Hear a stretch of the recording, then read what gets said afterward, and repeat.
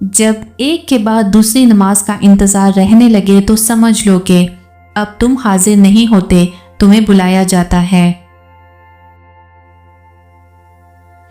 2 बातें अकल का ऐब हैं, कहने के वक्त चुप रहना और चुप रहने के वक्त बोलना।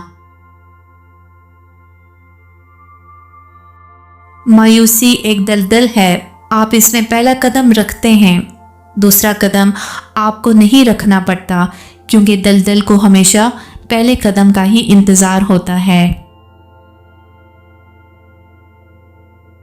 खामोशी से बड़ी कोई चीख नहीं। हर गाली, हर तोहमत, हर इल्ज़ाम और बदखोई का जवाब देना ज़रूरी नहीं होता।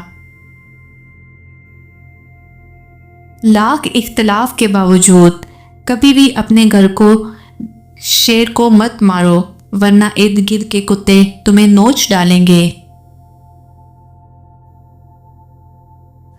अपनी हस्ती से ज़्यादा काम करना हिलाकत है और अपनी हस्ती से कम काम करना बददयानती है।